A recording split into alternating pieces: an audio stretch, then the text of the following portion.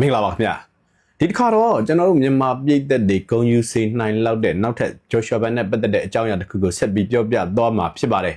ကျွန်တော် fighter လေးကမနေ့ကပဲ Indiana ပြည်နယ်ကိုရောက်ရှိနေတဲ့ဆိုတဲ့အကြောင်းပြည်သက်တွေအကုန်လုံးသိကြပြီး online ပေါ်မှာလည်းသူ့ကိုဒီ Indiana ပြည်နယ်ကချင်းလူမျိုးတွေကတခဏနာနဲ့ကြိုးစုခဲ့ကြတယ်ဂုံပြူပွဲလည်းလှုပ်ဆောင်ပေးသွားတယ်အဲ့ဒီအကြောင်းအရာကိုတော့ကျွန်တော်မြန်မာပြည်သက်တွေတော်တော်များများသိကြပြီးပြီပေါ့ဒီတစ်ခါကျွန်တော်ပြောပြပေးမယ့်အကြောင်းအရာက Indiana ပြည်နယ်အတွင်းမှုကိုယ်တိုင်ကအဲ့ဒီဂုံပြူပွဲကိုတက်ရောက်ချင်းမြင့်ခဲ့တဲ့ဆိုတဲ့အကြောင်းအရာပါJoshua Ban ကိုအမေရိကပြည်နယ်တစ်ခုကအကြီးအကဲတွေကဒီလိုပုံစံမျိုးနဲ့ဂယုစိုက်တာဒါကအထူးဆန်းတော့မဟုတ်ဘူး။ဘာဖြစ်လို့လဲဆိုတော့သူနေတဲ့ Texas မှာဆိုရင်ဒီပြည်နယ်အစိုးရဖွဲ့ဝင်တွေကိုယ်တိုင်က Joshua Ban နဲ့ပတ်သက်ပြီးအကောင်းဆုံးမှတ်ချက်တွေပေးခဲ့ကြတယ်။လိုအပ်ချက်တစ်ခုခုရှိရင်လည်းသူ့စီကိုအချိန်မျိုးဆက်သွယ်လို့ရတယ်ဆိုတဲ့ပုံစံမျိုးတွေနဲ့ interview တွေမှာတကယ်ကဟိုရခင်တုန်းကပုံစံမျိုးစုံနဲ့ထုတ်ပြောခဲ့ကြတယ်။ Texas ပြည်နယ်ဆိုရင်ဒီ Joshua Ban ကိုသူတို့ဂုံယူရလောက်တဲ့အားစားသမားတယောက်ဆိုပြီးကိုတင်စားထားတာပါအဲ့လိုအကြောင်းရင်းတွေကြောင့်ပြီးခဲ့တဲ့ရက်ပိုင်းအတွင်းကဆိုရင် Texas အခြေစိုက် American Football ဘောလုံးအသင်းသတင်းကလည်းဂုံယူတဲ့အကြောင်းကို stated တင်တယ်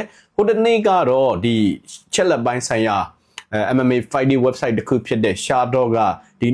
2025ခုနှစ်ရဲ့ Fighter of the Year အဖြစ် Joshua Ban ကိုသတ်မှတ်ပေးခဲ့တယ်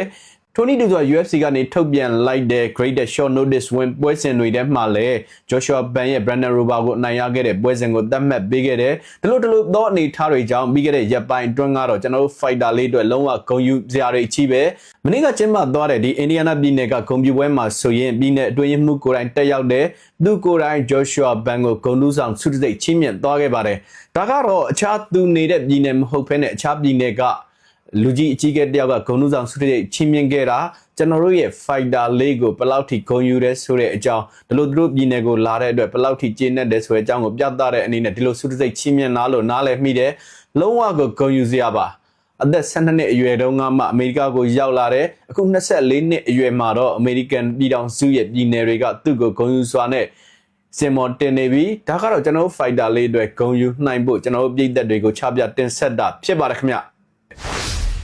ဆက်လက်ပြောပြမယ့်အကြောင်းအရာတွေကတော့ UFC ကနေတရားဝင်ချပြလိုက်တဲ့နောက်ထပ်တွဲဆိုင်တွေအကြောင်းမှာပြီးခဲ့တဲ့ရက်ပိုင်းအတွင်းကတော့ Rania Derrida နဲ့ Brazil က fighter ကြီး Boa တို့ပွဲဖြစ်တော့မယ်ဆိုတဲ့အကြောင်းကိုကျွန်တော်တို့ပြည်သက်တွေကိုကျွန်တော်ဆက်တိုက်တင်ဆက်ခဲ့တယ်။မနေ့ညကတော့အဲ့ဒီအကြောင်းအရာနဲ့ပတ်သက်လို့ promotion ဘက်ကတရားဝင်ကြေညာချက်ထုတ်ပြန်လိုက်ပါပြီ။ကျွန်တော်တင်ဆက်ခဲ့တဲ့အတိုင်း Rania Derrida နဲ့ Boa တို့ဟာမလ9ရက်နေ့မှာကျင်းပမဲ့ UFC 326ပြိုင်ပွဲမှာပါဝင်ထိုးသက်ကြမယ်ဆိုတဲ့အကြောင်းကို promotion ဘက်ကတရားဝင်ချပြလိုက်တာဖြစ်ပါတယ်။ဒါကြောင့်မလို့ Rania Derrida နဲ့ Boa တို့တွဲဆိုင်ဟာ UFC 326ပြိုင်ပွဲမှာပါဝင်လာမဲ့အခိုင်အမာပြောလို့ရနေပြီ။ middleweight တန်းကပွဲစဉ်ကောင်းတစ်ပွဲဖြစ်တယ်။ဒီပွဲတင်မဟုတ်ဘဲနောက်ထပ် middleweight တန်းပွဲစဉ်တစ်ပွဲကိုလည်းဆက်လက်ကြီးညာသွားတယ်။အဲ့ဒီတွဲဆိုင်ကတော့ Brazil က fighter နဲ့ထိပ်တိုက်တွေ့ကြတဲ့ပွဲDiego Costa နဲ့ Bruno Ferreira တို့ထိပ်တိုက်တွေ့တဲ့ပွဲဖြစ်ပါတယ်။ဒါကြောင့်မို့လို့ UFC 326မှာ middleweight တန်းကပွဲစဉ်ကောင်းတွေပါဝင်တယ်။နောက်ထပ် lightweight တန်းကတွဲဆိုင်တစ်ခုကိုလည်းထပ်ပြီးချပြလိုက်ပါတယ်။အဲ့ဒီတွဲဆိုင်မှာတော့ Brazil fighter Moicano က